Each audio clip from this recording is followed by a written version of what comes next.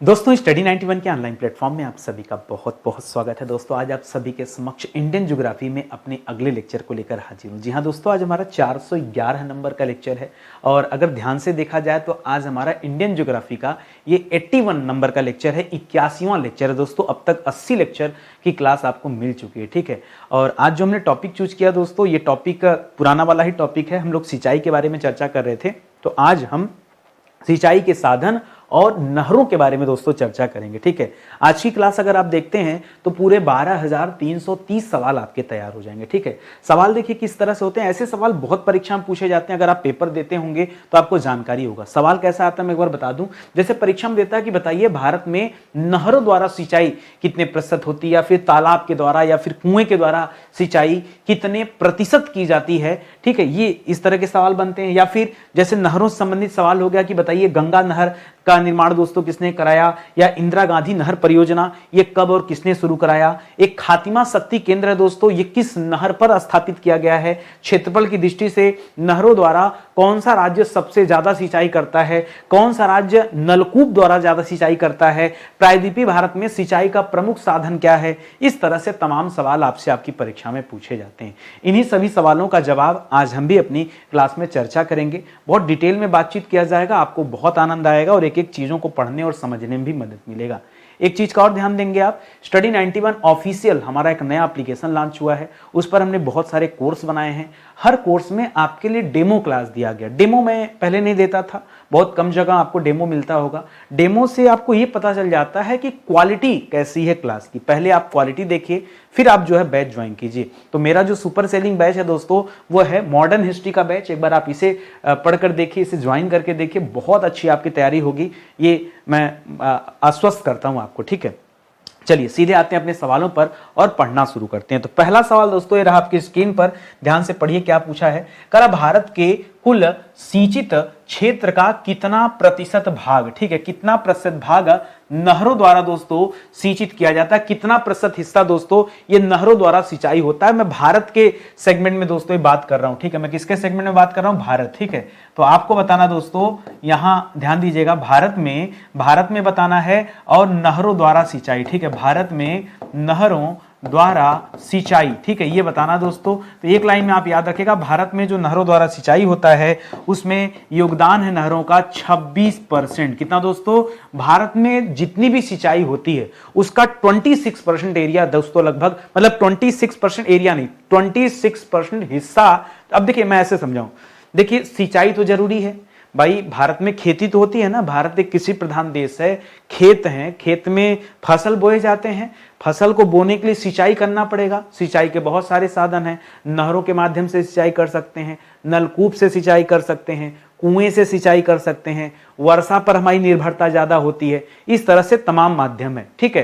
तो कुल माध्यम को अगर 100% मान लिया जाए तो उसमें दोस्तों ये नहरों वाला का हिस्सा दोस्तों कितना आएगा, तो 26% आएगा। ये आप ध्यान रखेंगे, एक लाइन में क्लियर कट आप इसे ध्यान से पढ़िएगा, समझिएगा, ठीक है।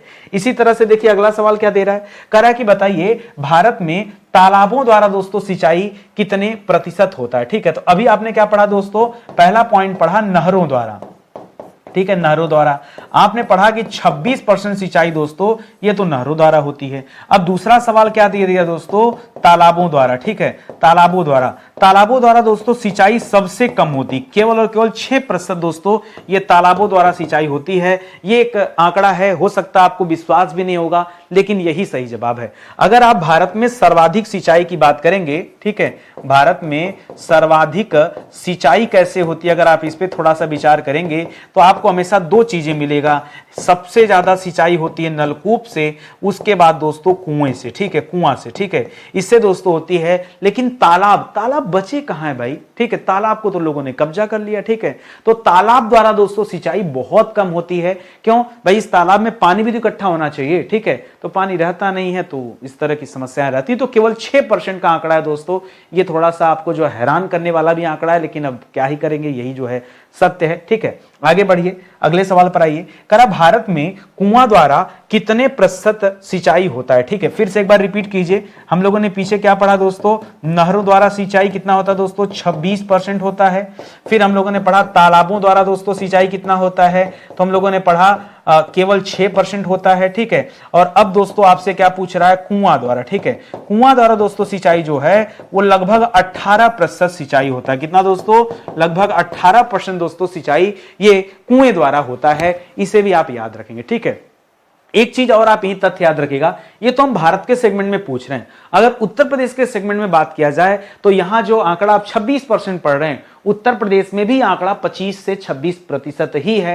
यानी भारत का और उत्तर प्रदेश का जो डेटा है ये काफी मिलता जुलता नजर आ रहा है, ठीक है। तो यहां पे याद रखें दोस्तों, अगर मामला उत्तर प्रदेश का होता, ठीक है, और आपसे पूछा जाता कि बताइए नहरों द्वारा सिंचाई दोस्तों कितनी होती है, तो आप 26 की जगह केवल 25 कर देते, ठीक है, नहरों द्वारा सिंचाई, तो ये काम चल जाता, ठीक है। इसी तरह सबसे ज्यादा उत्तर प्रदेश में ट्यूबवेल द्वारा सिंचाई होता है। सबसे ज्यादा उत्तर प्रदेश में किसके द्वारा सिंचाई होता है, अगले पेज पे लिख देते हैं, ठीक है।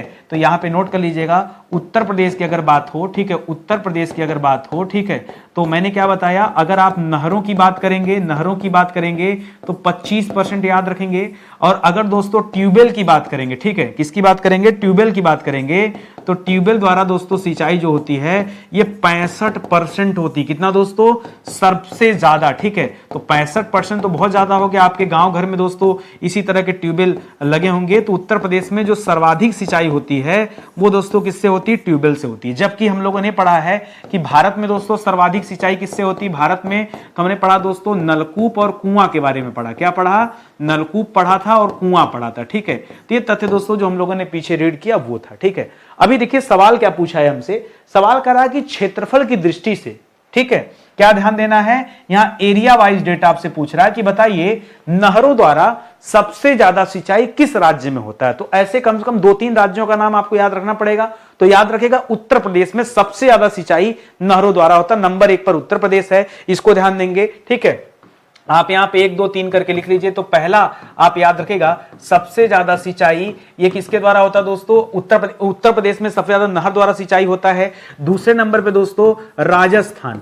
आप सोचेंगे सर राजस्थान में तो पानी है नहीं, अरे इसीलिए तो बता रहा हूं कि राजस्थान में पानी नहीं लेकिन खेती तो होता है ना, वर्षा कम होती है इसलिए उसकी डिपेंडेंसी दोस्तों नहरों पर ज्यादा है। इंदिरा गांधी नहर वगैरह दोस्तों सब वहीं पे है, ठीक है। तो आपको भी मैं बताऊंगा बीकानेर नहर वहर के बारे में बताऊंगा। तो यहां राजस्थान आप याद रखेंगे। और तीसरे नंबर पे दोस्तों हमारा पड़ोसी मध्य प्रदेश आता है, ठीक है। हमारा पड़ोसी मध्य प्रदेश जो है दोस्तों ये तीसरे नंबर पर आता है, ये आप ध्यान देंगे। एक चीज दोस्तों यहां पर थोड़ा सा आप डेटा अलग से ऐड कर लीजिएगा। अगर दोस्तों यहां परसेंटेज के हिसाब से पूछता तब दोस्तों आपका जवाब होता पंजाब, ठीक है। अगर प्रतिशत की दृष्टि से पूछ लेता तब पंजाब बताते हैं। पंजाब में प्रतिशत के हिसाब से दोस्तों सबसे ज्यादा दोस्तों सिंचाई होता है परसेंटेज वाइज, तब दोस्तों ये डेटा चेंज हो जाता थोड़ा सा। आगे देखिए कर एरिया वाइज आपको ये बताना है कि नलकूप द्वारा दोस्तों सिंचाई करने में दोस्तों कौन सा राज्य टॉप पे है। तो पुनः दोस्तों यहां पे 1, 2, 3 करिएगा और आप हैरान हो जाएंगे कि चाहे आप किसकी बात कीजिए, चाहे आप नहर की बात कीजिए या नलकूप की बात कीजिए, यहां पुनः सारा डेटा दोस्तों एक ही जैसा है, ठीक है। तो उत्तर प्रदेश, राजस्थान और मध्य प्रदेश फिर से आपका जवाब हो जाएगा।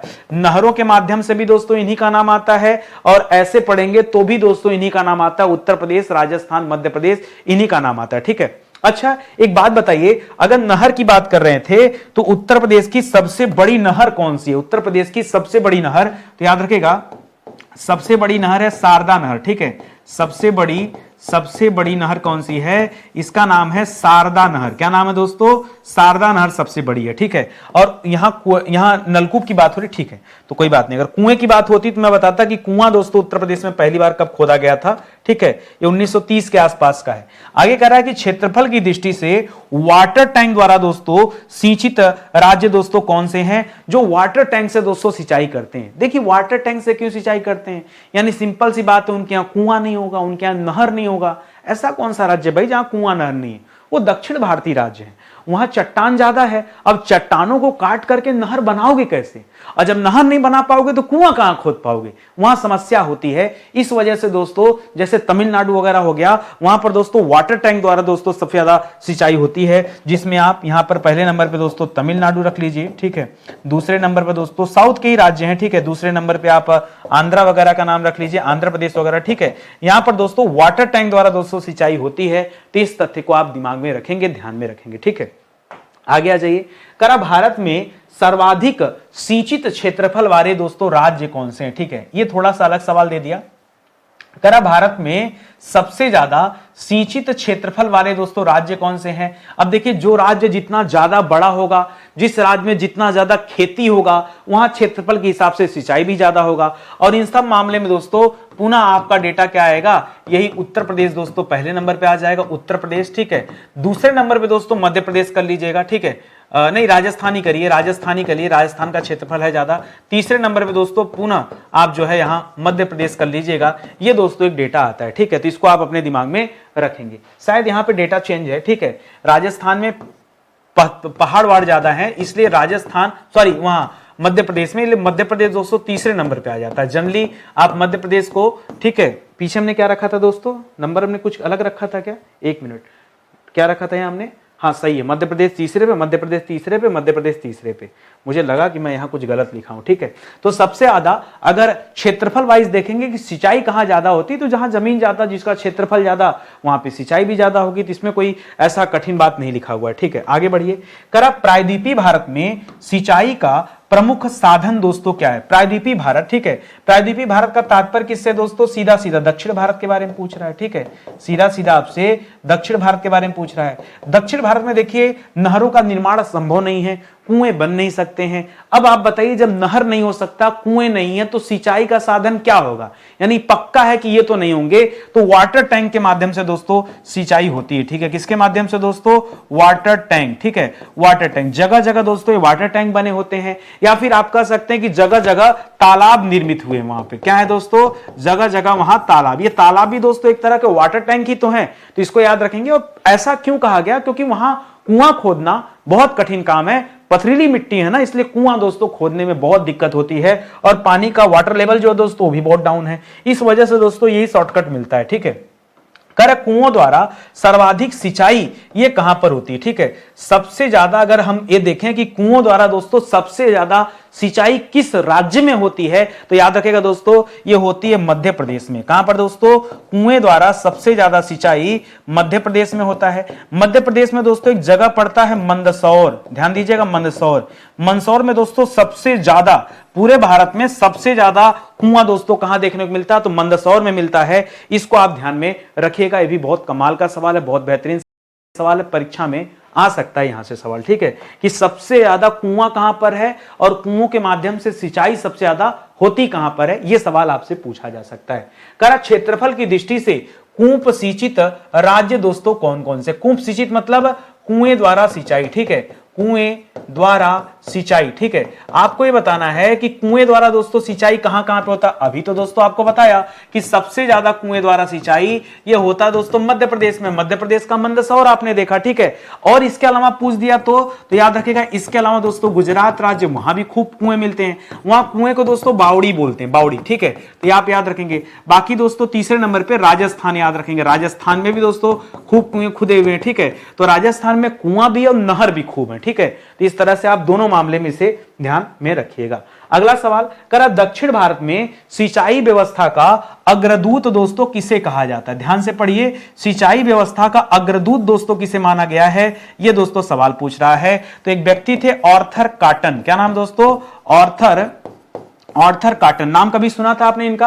आर्थर कॉटन, याद रखेगा, इनको दोस्तों सिंचाई व्यवस्था का अग्रदूत कहा जाता है। इनके जमाने में दोस्तों इन्होंने बहुत अथक प्रयास करके एक नहर भी खुदवाया था।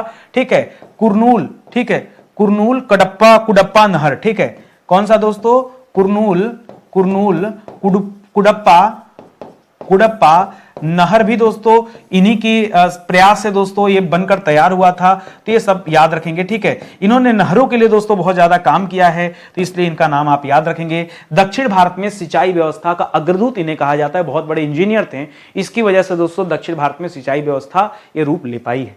करा भारत में सिंचाई क्षमता का सर्वाधिक भाग पूरा होता है। ठीक है, आपसे पूछ रहा दोस्तों, ये शुरू में मैंने आपको बता दिया था, सबसे ज्यादा सिंचाई में दोस्तों योगदान किसका है? मैंने बताया था नलकूप और कुएं द्वारा सिंचाई। ठीक है, सबसे ज्यादा वो नहर वहरों का नाम मत, जब भारत के परिप्रेक्ष्य में पूछेगा तो आप सीधा जवाब क्या देंगे, नलकूप वगैरह बताइए, ठीक है। तो आपको मैंने शुरू में बताया था कि नलकूप याद, भारत में सबसे ज्यादा सिंचाई दोस्तों ये नलकूप से होता है। एक चीज और याद रखिएगा, एक मिशन यहां चलता दोस्तों, लघु सिंचाई मिशन, ठीक है, एक चलता है लघु सिंचाई मिशन। इस लघु सिंचाई मिशन के द्वारा दोस्तों सबसे ज्यादा सिंचाई जो है कराई जाती है। तो इस तथ्य को भी याद रखें, हो सकता है आपका सवाल ये पूछ ले, हो सकता है आपका सवाल ये वाला पूछ दे, ऑप्शन में जैसा मिलेगा वैसा आप अलर्ट होके दीजिएगा जवाब। करा भारत में माला नहर तंत्र, बहुत कम बच्चे होंगे जो इसका नाम भी सुने होंगे, माला नहर तंत्र। करा इसको किसने प्रस्तावित किया था, माला नहर तंत्र, और जिसने प्रस्तावित किया था उसकी बात को जो है अस्वीकार कर दिया गया था, माना नहीं गया था। इनका नाम है दोस्तों दिनसा जे, ठीक है, पारसी थे दोस्तों, पारसी समुदाय के थे। पारसी समुदाय में दोस्तों आपने एक टाइटल सुना होगा, दस्तूर जी, दस्तूर नाम सुना है, मेहर जी दस्तूर, दस्तूर नाम सुना नहीं, ये दस्तूर वाला टाइटल था, ठीक है, दस्तूर। लेकिन जब इन्होंने यह सुझाया तब दोस्तों यह अस्वीकार कर दिया गया था। क्या कर दिया गया था दोस्तों, यह अस्वीकार कर दिया गया था, इसे याद रखेंगे। जबकि दोस्तों सबसे पहले नहरों के बारे में और किसने बताया जिनकी बात को स्वीकार किया गया, मोक्षगुंडम विश्वेश्वरैया, ठीक है, किसने बताया था दोस्तों, मोक्षगुंडम, ठीक है, मोक्षगुंडम विश्वेश्वरैया, ठीक है, विश्वेश्वरैया, ठीक है, इनकी बात को दोस्तों स्वीकार किया गया। और इन्हीं के नाम पे दोस्तों अभियंता दिवस भी मनाया जाता है, इंजीनियर डे मैंने आपको समझाया था, ठीक है। तो ये लाइन आप याद रखेंगे। करा सारण सिंचाई नहर, जी हां दोस्तों, सारण सिंचाई नहर ये किस नदी से दोस्तों निकलती है, पहले बताइए है कहां पर, दक्षिण भारत या उत्तर भारत? उत्तर भारत में स्थित है दोस्तों। आपने गंडक नदी का नाम सुना, गंडक नदी, गंडक नदी को ही दोस्तों नारायणी नदी भी कहते हैं। क्या कहते हैं, इसी को नारायणी नदी भी कहते हैं, नारायणी नदी भी कहते हैं, गंडकी भी कहते हैं। जो गंडक नदी दोस्तों ये भारत और नेपाल के सीमा पर बहती है। कहां बहती है दोस्तों, भारत नेपाल के सीमा पर बहने वाली एक नदी है गंडक नदी। वहीं से दोस्तों ये निकलती है, कौन सी, सारण सिंचाई नहर दोस्तों निकाली गई है, जो बिहार को अपना लाभ देती है। किसे लाभ देती है दोस्तों, यह बिहार राज्य को दोस्तों अपना लाभ देती है। तो ये तथ्य आप ध्यान में रखेंगे। अगला सवाल देखिए, करा हरिके बैराज का सवाल दे रहा है। हरिके बैराज ये किन नदियों के संगम पर स्थित है, सतलज नदी, नाम तो सुना होगा हरिके बैराज का नाम ना, किस नदी के संगम पर दोस्तों, तो याद रखेगा ये जो हरिके बैराज है ये ब्यास और सतलज नदी का संगम है। किसका दोस्तों, ब्यास प्लस सतलज नदी का संगम है दोस्तों, ठीक है। वहीं से दोस्तों ये हरिके बैराज बना हुआ है। हरिके बैराज से दोस्तों एक नहर निकाली गई है जिसका नाम है इंदिरा गांधी नहर, ठीक है। देखिए जब ये नहर बना था ना तब दोस्तों इसे गंग नहर के नाम से जाना जाता था। किस नाम से जाना जाता था, गंग नहर। अब एक बार फिर से दोस्तों बात उठ खड़ी हुई है कि इंदिरा गांधी नहर का एक बार पुनः नाम दोस्तों गंग नहर कर देना चाहिए, क्योंकि इसे दोस्तों गंग नामक शासक ने बनवाया था। अभी मैं आगे आपको बताऊंगा, ठीक है। तो हरिके बैराज दोस्तों आप याद रखेंगे, यहां ब्यास और सतलज नदी का संगम है जहां से यह नहर निकली हुई है, और खास करके पश्चिमी राजस्थान में सिंचाई का सबसे बड़ा साधन भी है और पेयजल आपूर्ति भी नहर करती है, ठीक है। ये जो जीएस की क्लास चल रही है ना, मैं एक बार इसके बारे में आपको इंफॉर्मेशन दे दूं। इस जीएस की क्लास में दोस्तों अब तक आपको एंशिएंट, मिडावल, मॉडर्न ये 3 विषय पढ़ाए जा चुके हैं। लेक्चर नंबर 1 से लेकर दोस्तों 45 तक मैंने आपको एंशिएंट हिस्ट्री पढ़ाया। इसी तरह 46 से लेकर के 91 तक दोस्तों मिडावल हिस्ट्री पढ़ाया। 92 से लेकर दोस्तों 150 तक दोस्तों 150 तक आपको मॉडर्न हिस्ट्री पढ़ाया गया। फिर हम आगे बढ़े तो हमने कहा एक छोटा सब्जेक्ट पढ़ते हैं, संविधान, ठीक है। संविधान दोस्तों मैंने आपको पढ़ाया कुल 80 लेक्चर में, 151 से लेकर 230 तक दोस्तों ये संविधान चला है। फिर हम लोगों ने अगले विषय में वर्ल्ड ज्योग्राफी को टच किया। 231 से लेकर 330 तक में, यानी पूरे 100 लेक्चर में मैंने आपको विस्तार से बहुत बेहतरीन तरीके से दोस्तों वर्ल्ड ज्योग्राफी यानी विश्व का भूगोल पढ़ाया। 100 लेक्चर मायने रखता है अपने आप में, ठीक है। और फिर 331 नंबर से हम लोगों ने पढ़ना शुरू किया इंडियन ज्योग्राफी को, और आज दोस्तों 411 तक हम भले पहुंच चुके हैं, लेकिन अभी भी दोस्तों ये क्लास चल रही है, समाप्त नहीं हुई है, ठीक है। ये भी मुझे लगता है कि 100 क्लास पूरी करके ही रुकने वाली है, ठीक है। तो आप जुड़िए इसके साथ, इतनी बढ़िया क्लास चल रही है, एक एक टॉपिक दोस्तों आपका कंप्लीट हो जा रहा है, कहीं कुछ छूट नहीं रहा है और अब इससे ज्यादा बेहतर कुछ नहीं मिलने वाला आपको। ठीक है, आइए आगे चर्चा करते हैं दोस्तों, अपने अगले सवाल पर आते हैं। अगला सवाल है गंगा नहर का निर्माण। जी हाँ दोस्तों, गंगा नहर का निर्माण दोस्तों किसने कराया था? गंगा नहर का निर्माण दोस्तों गंग नाम के शासक ने कराया था। किसने कराया था? गंग नामक शासक द्वारा निर्मित। ठीक है, गंग नामक शासक द्वारा दोस्तों निर्मित ये नहर है, जिसका नाम क्या दोस्तों? गंगा नहर। ठीक है, तो नाम गंगा नहर है। और ये गंग कौन था दोस्तों? तो ये बीकानेर के शासक थे। ठीक है, ये कहां के शासक थे? यह बीकानेर के शासक थे दोस्तों। महाराजा गंगा प्रसाद नाम था। ठीक है, महाराजा गंगा प्रसाद इन्हें कहा जाता था। क्या कहा जाता था? महाराजा गंगा प्रसाद। क्या नाम था दोस्तों? गंगा प्रसाद इनका नाम था। 1927 के आसपास जाकर ये नहर बनके तैयार हुई थी, इसे आप ध्यान देंगे। ठीक है, और इन्होंने नहर बनाने के लिए सोचा क्यों, उसके पीछे कारण था दोस्तों। एक बहुत भयानक अकाल आया था। वो अकाल आया था 1899 से लेकर 1900 के पीरियड में एक भयानक अकाल आया था। इस अकाल के बाद दोस्तों 1903 में उन्होंने डिसाइड किया कि एक नहर बनाई जाए, और उसके लिए दोस्तों इन्होंने केवल विचार किया था, नहर का पहले विचार किया, बाद में दोस्तों एग्जीक्यूट होता है। ठीक है, तो 27 तक दोस्तों ये नहर बनके कंप्लीट हो गई थी। वो इन्होंने ही बनाया था, गंगा नहर। ठीक है, इसे आप ध्यान में रखेंगे। अगले सवाल पर आइए। अब दोस्तों आप ऊपरी गंगा नहर और निचली गंगा नहर, ये दो नाम पढ़ते हैं। तो अगला सवाल आता है कि निचली गंगा नहर जो है दोस्तों, इसका उद्गम स्थल कहां पे है? तो ये नरौरा से निकला हुआ है। ठीक है, जो निचली गंगा नहर है, न से निचली, न से नरौरा, और नरौरा दोस्तों कहां स्थित है? ये आपके बुलंदशहर में स्थित है। ठीक है, तो न से निचली और न से नरौरा, ये दो बात आप ध्यान में रखेंगे तो कभी दोस्तों भूलेगा नहीं, हमेशा दिमाग में आपके बना रहेगा। ठीक है, निचली गंगा नहर। इसी तरह से और आगे बढ़िए, करा इंदिरा गांधी नहर परियोजना की नींव जो है दोस्तों, ये किसने रखा था? तो पुनः दोस्तों अभी इंदिरा गांधी नहर परियोजना जो है, अच्छा ये जो इंदिरा गांधी नहर परियोजना है, इसको जरा ध्यान देंगे। ये नहर दोस्तों कहां से निकली हुई है? तो आप जानते हैं कि यह नहर हरिके बैराज से निकाली गई। कहां से निकाली गई दोस्तों?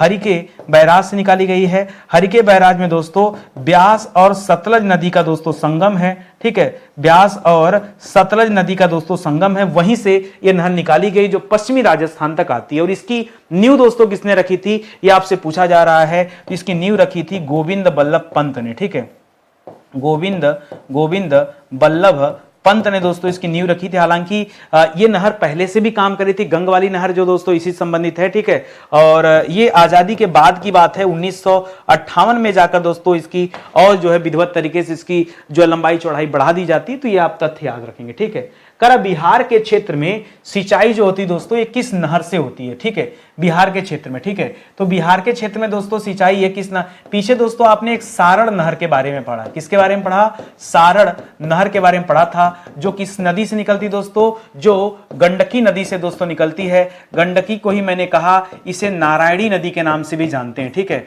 और यह बिहार और बिहार क्या छोड़िए, भारत और नेपाल के सीमा के बीच बहती है। बिहार में ये अपना जो है सिंचाई के लिए दोस्तों ये अपना जल उपलब्ध कराती है। बिहार के क्षेत्र में दोस्तों और किस नदी से होता है? तो एक नदी और है दोस्तों, त्रिवेणी नदी, त्रिवेणी नहर। एक और नहर दोस्तों याद रखिएगा, त्रिवेणी नहर, इसको भी याद रखेंगे। त्रिवेणी नहर, इससे भी दोस्तों बहुत ज्यादा सिंचाई होता है। वो जो चंपारण वगैरह का बेल्ट है सब यहीं से होता है, और इसको याद रखेंगे। एक चीज दोस्तों आप यहां अलग से याद रखिएगा, अगर आप उत्तर प्रदेश की बात कर रहे हैं तो आप हमेशा शारदा नहर की बात याद रखें। ठीक है, किसकी बात याद रखेगा? शारदा नहर की बात याद रखेगा। ठीक है, शारदा नहर की बात याद रखेगा। और जो शारदा नहर है दोस्तों, ये 900 प्लस किलोमीटर दोस्तों लंबी है। सोचिए इतनी लंबी नहर है दोस्तों, एग्जैक्ट आंकड़ा मुझे ध्यान नहीं है, 950 के अंदर ही है, 38-28 ऐसे कुछ है। ठीक है, तो याद रखेंगे शारदा नहर की हम बात कर रहे हैं, ये अपने दिमाग में आप रखेंगे। ठीक है, चलिए और आगे आ जाते हैं। अगला सवाल दे रहा है कि पश्चिमी यमुना नहर का निर्माण दोस्तों किसने कराया था? पश्चिमी यमुना नहर। ठीक है, तो जैसे गंगा में ऊपरी गंगा निचली गंगा नहर था, उसी तरह से यहाँ पूर्वी यमुना नहर और पश्चिमी यमुना नहर की बात आती है। ये एक मुगल शासक था, मुगल नहीं, मुगल तो बहुत बाद में आए हैं। ये दिल्ली सल्तनत पर दोस्तों राज करने वाला एक तुगलक शासक था, तुगलक वंश का जब शासन चल रहा था, तो उसमें आप गयासुद्दीन तुगलक का नाम पढ़ते हैं। गयासुद्दीन तुगलक ने पहली बार दोस्तों नहरों पर ध्यान रखा, पहली बार नहर बनाना दोस्तों उसी ने शुरू किया था। उसके काम को मोहम्मद बिन तुगलक ने और विस्तार किया। लेकिन ये वाली जो नहर है, ये तीसरे नंबर का शासक था फिरोज शाह तुगलक, ये नहर दोस्तों उससे संबंधित है, तो ये आप ध्यान रखेंगे। ठीक है, यहां पे ध्यान दीजिएगा, यह नहर किससे संबंधित है? यह नहर फिरोज शाह तुगलक से संबंधित है। किससे दोस्तों? फिरोज शाह तुगलक से संबंधित है, जो तीसरे नंबर का बादशाह था। ठीक है, तीसरा बादशाह था, ये आप ध्यान में रखेंगे। ठीक है, तीसरा बादशाह था, इसे आप ध्यान में रखिएगा। बात आ रही समझ में ना? चलिए आगे बढ़ जाते हैं, अगले सवाल पर आइए।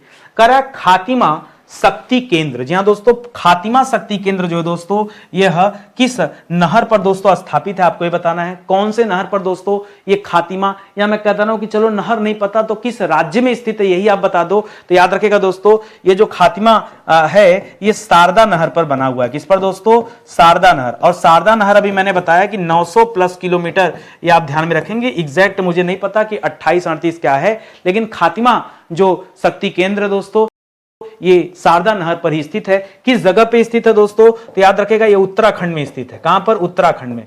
खास करके और नजदीक जाएंगे तो नैनीताल के आसपास कहीं पर है। ठीक है, नैनीताल के आसपास पे ये खातिमा शक्ति केंद्र स्थित है, ध्यान रखेंगे। इसी तरह दे रहा दोस्तों अलमाटी बांध। अलमाटी बांध दोस्तों ये किस नदी पर बना हुआ है? तो ध्यान दीजिएगा, अलमाटी बांध ये कृष्णा नदी पर बना हुआ है। बात आती है दोस्तों इसे याद कैसे किया जाए? सर चलिए आपने बता दिया कृष्णा नदी, तो ऐसे याद रखिए बचपन में भगवान श्री कृष्ण मिट्टी खाते थे, इसी तरह से मैंने भी याद रखा। ठीक है, तो याद रखेगा कृष्ण जी मिट्टी खाते थे, इसे आप ध्यान रखेंगे। और बना कहां पर दोस्तों, किस राज्य में स्थित है? तो याद रखेगा कर्नाटक में। कहां स्थित है दोस्तों? कर्नाटक में यह अलमाटी बांध स्थित है, बीजापुर के पास में। ठीक है, इसे आप ध्यान में रखिएगा। आगे बढ़ते हैं दोस्तों। कर ड्रिप सिंचाई। ड्रिप सिंचाई जो विधि है दोस्तों, ड्रिप सिंचाई विधि को टपक विधि भी कहते हैं। क्या कहते हैं दोस्तों? यहां इसे टपक विधि भी कहा जाता है, या फिर इसे छिड़काव विधि भी कहते हैं। क्या कहते हैं दोस्तों? छिड़काव विधि के नाम से भी जाना जाता है। ठीक है, आपसे कह रहा है इसकी खोज दोस्तों किस देश में हुआ था? तो इसकी खोज दोस्तों इजराइल ने किया था। ठीक है, आधुनिक टाइप की जो ये ड्रिप सिंचाई मेथड होती है, ये सबसे पहले दोस्तों इजराइल में देखने को मिला है, ये आप ध्यान में रखेंगे। ठीक है, और आगे आइए। करा त्वरित सिंचाई लाभ कार्यक्रम, जिसे AIBP कहते हैं दोस्तों, ये कब दोस्तों आरंभ किया गया? त्वरित सिंचाई लाभ कार्यक्रम ये दोस्तों कब आरंभ हुआ है? तो ये पुराना योजना दोस्तों 1996-97 आप याद रखेंगे। ठीक है, इसी के बाद दोस्तों KCC योजना आया था। KCC आया था, किसान क्रेडिट कार्ड, आपको याद है ना KCC? ठीक है, ये आया था 1998-99। ठीक है, ये जो KCC है दोस्तों ये 1998-99 वाली योजना में आया था। ठीक है, इसको याद रखेंगे। त्वरित सिंचाई लाभ कार्यक्रम ये कब आया है? 1996-97। अब दोस्तों एक मोदी जी का नई योजना चल रहा है, प्रधानमंत्री कृषि सिंचाई योजना। एक नई योजना है, नोट करिएगा, प्रधानमंत्री कृषि सिंचाई योजना। कृषि सिंचाई योजना ये मोदी जी का जब कार्यकाल शुरू हुआ तब दोस्तों इन्होंने यह योजना बनाया। ठीक है, 2015-14 में सरकार बन गया था, 15-16 में दोस्तों यह योजना आई है, प्रधानमंत्री कृषि सिंचाई योजना। ये 15-16 की योजना है, तो इसे भी आप अपने दिमाग में रखेंगे। ठीक है, अगला सवाल। कर ड्रिप सिंचाई पद्धति के प्रयोग के प्रमुख लाभ दोस्तों कौन कौन से हैं? ठीक है, अगर ड्रिप सिंचाई मेथड दोस्तों फॉलो किया जाता है तो इसका दोस्तों क्या क्या फायदा है? तो याद रखेंगे दोस्तों, कम जल में, ठीक है ध्यान दीजिएगा, कम जल में सिंचाई संभव हो पाएगी। ठीक है, सिंचाई संभव हो पाएगी। और जब दोस्तों जल कम लगेगा तो खर्च भी कम आएगा। ठीक है, तो याद रखेगा खर्च में न्यूनता। ठीक है, न्यूनता यानी कमी आ जाएगी, ये भी हो जाएगा संभव, है कि नहीं? अगर कम जल में सिंचाई संभव है तो खर्च भी दोस्तों वहां पे कम होगा। इस तरह से दोस्तों अगर ज्यादा पानी होता तो मृदा अपरदन होता, तो याद रखेगा यहां पर मृदा अपरदन में कमी। मृदा अपरदन में कमी। भाई अगर पानी आप खेत में बहाते तो मिट्टी कटती ना, लेकिन ये छिड़काव विधि से पानी सीधा पत्तियों पे गिरता है, इस वजह से दोस्तों मृदा अपरदन में भी कमी देखने को मिलती है। जब ये सब कम रहेगा दोस्तों, खरपतवार में कमी रहेगी। खरपतवार, ठीक है, ज्यादा पानी मिलेगा नहीं, खरपतवार विकसित नहीं होंगे, तो खरपतवार में कमी। देखिए जब आप पूरा पानी भर देते हैं तो खरपतवार को भी वहीं से दोस्तों पानी मिल जाता है, लेकिन छिड़काव विधि में उन्हें पानी कहां से मिलेगा? उनको पनपने का अवसर ही नहीं मिलेगा। ठीक है, तो इस वजह से दोस्तों खरपतवार में भी कमी। तो बहुत सारे लाभ हैं, एक दो लाभ नहीं है, आप गिनेंगे तो आपको बहुत सारे लाभ नजर आते जाएंगे। ठीक है, जितना मुझे समझ आया उतना मैं आपसे शेयर कर दिया। आगे दे रहा है दोस्तों फर्टिगेशन सिंचाई। फर्टिगेशन सिंचाई कुछ और नहीं है, वही आपकी इजराइल वाला है। ठीक है, करा इसकी आधुनिक खोज दोस्तों किस देश में हुई है, वही इजराइल में। ठीक है, इसका नाम दोस्तों अलग अलग दे दिया, आज फर्टिगेशन दे दिया, कल दोस्तों ड्रिप सिंचाई दे दे, क्या दे दे, ड्रिप सिंचाई दे दे, परसों आपसे टपक बोल दे, परसों आपसे क्या बोल दे, टपक सिंचाई बोल दे, नहीं टपक सिंचाई, परसों आपसे कहे बूंद बूंद सिंचाई, इसका नया नाम लिखिए बूंद बूंद सिंचाई, बूंद बूंद सिंचाई। तो इस तरह से दोस्तों इसके बहुत सारे नाम हैं, कुल मिला जुला के बात एक ही है, वो आप थोड़ा सा ध्यान देंगे यहां पे। ठीक है, आगे बढ़िए। तरह तिलपाड़ा नहर, तिलपाड़ा नहर दोस्तों यह किस नदी पर बना हुआ है, बहुत ध्यान से सोचिए समझिए तब बताइए, कोई जल्दीबाजी नहीं है। तिलपाड़ा, आपने ज्यादातर तो इस नहर का नाम ही नहीं सुना, बांध का कहां, बांध का नाम ही नहीं सुना होगा, तो आप नहर कैसे बताएंगे और नदी कैसे बताएंगे। ठीक है, यह पश्चिम बंगाल में स्थित है दोस्तों, यह पश्चिम बंगाल में स्थित है। पश्चिम बंगाल में एक नदी है मयूराक्षी नदी, ठीक है, उसी पर दोस्तों ये बना हुआ है। ठीक है, कौन सी नदी, मयूराक्षी नदी। ठीक है, मयूराक्षी नदी पर ये तिलपाड़ा बांध दोस्तों स्थित है, इसको आप ध्यान देंगे। तिलपाड़ा बांध कहां पर दोस्तों, ये मयूराक्षी नदी पर दोस्तों स्थित है, इसे आप याद रखेंगे। इसी तरह से एक सवाल और दे रहा दोस्तों, एडन नहर। एडन नहर दोस्तों कहां पर स्थित है, तो एडन नहर भी दोस्तों कहां पर स्थित है, यह भी आपके पश्चिम बंगाल में ही स्थित है। सवाल यह आता है कि एडन नहर जो है ये किस नदी पर बना हुआ है, ये तो मान लिया, तो याद रखेंगे दोस्तों ये जो है ये दामोदर नदी पर बना हुआ है। किस नदी पर, दामोदर नदी। दामोदर नदी को दोस्तों भारत की सबसे दूषित नदी कहा जाता है। ठीक है, भारत की सर्वाधिक दूषित नदी, दूषित नदी के रूप में दोस्तों इसे जाना जाता है। क्यों दूषित हो गई दोस्तों, क्योंकि दोस्तों ये ना उसमें से जाती है, वहां से बहती है, भारत के रूर क्षेत्र से बहती है। ठीक है, तो वहां दोस्तों कोयले की बहुत सारी फैक्ट्रियां हैं, कंपनियां हैं। ठीक है, और वो दोस्तों अपना सारा जल इस नदी में गिराती रहती हैं, तो ये सबसे बड़ा कारण है। इसी तरह से दोस्तों एक तथ्य और आप यहां पे याद रखेंगे, दुर्गापुर नहर।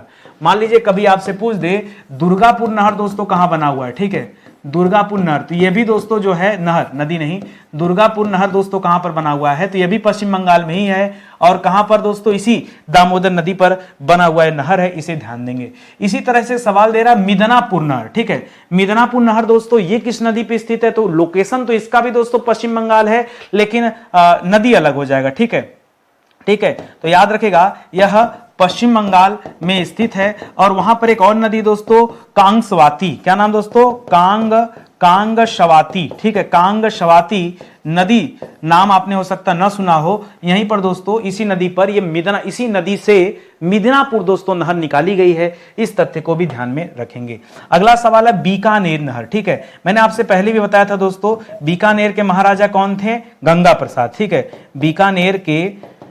बीकानेर के महाराजा गंगा प्रसाद, ठीक है, गंगा प्रसाद जी थे, और उन्होंने दोस्तों कौन सी नहर निकाली थी, गंगा नहर। ठीक है, तो याद रखिएगा उन्होंने गंगा नहर दोस्तों खुदाया था, जो कि बीकानेर तक आती है, तो ये आप याद रखेंगे। ठीक है, और ये नहर दोस्तों कहां से निकली हुई है, तो याद रखिएगा सतलज नदी से। ठीक है, सतलज नदी से उद्गम दोस्तों इसका होता है, वही हर के बैराज के पास से। ठीक है, तो इस तथ्य को भी आप ध्यान में रखेंगे, बीकानेर के पास से गुजरता है, इस वजह से बीकानेर नहर इसे कहा जाता है। एक बात और ध्यान रखेंगे, ये राजस्थान का ऐसा जिला है बीकानेर जहां से कोई भी नदी नहीं बहती है, एक सिंगल नदी नहीं है, जो कुछ है नहर ही है। अगर ये भी न रहता तो सोचिए कुछ भी नहीं वहां पे। ठीक है, हालांकि बहुत बड़ा ये टूरिस्ट स्पॉट है। ठीक है, बीकानेर आप सभी जानते होंगे, थोड़ा और आगे बढ़ेंगे तो जैसलमेर मिलेगा, उसी के आसपास में दोस्तों अब पूरा बॉर्डर एरिया है, थार का मरुस्थल है ना, फिर बॉर्डर एरिया है। ठीक है, बॉर्डर मूवी की शूटिंग वूटिंग भी वहीं हुई है। ठीक है, और आगे थोड़ा सा बढ़ेंगे तो पाकिस्तान चले जाएंगे, वहां ना जाइएगा। ठीक है, तो इसी के साथ दोस्तों आज का सेशन समाप्त होता है। उम्मीद करता हूं आपको अच्छा लगा होगा। बैच आइए ज्वाइन कीजिए, भरोसा तो आपको हो ही गया होगा कि नहीं, नितिन सर के साथ जुड़ने में कोई नुकसान नहीं है। जो इंसान मुफ्त में इतनी अच्छी क्लास दे सकता है, फिर अपने पेड क्लास के लिए हम इतनी मेहनत करते हैं, यहाँ तो कुछ भी नहीं है। ये तो आप आधे घंटे की क्लास देख रहे हैं, जब हमारे पेड क्लास में आएंगे तो हमें टाइम नहीं देखता, वहाँ घंटा, 1.5 घंटा, 2 घंटे ऐसी क्लासेस चलती हैं। जब एक बार रिदम बनता है ना, तो पढ़ाने का मजा दोस्तों अद्भुत आता है। ठीक है, बहुत आनंद आता है।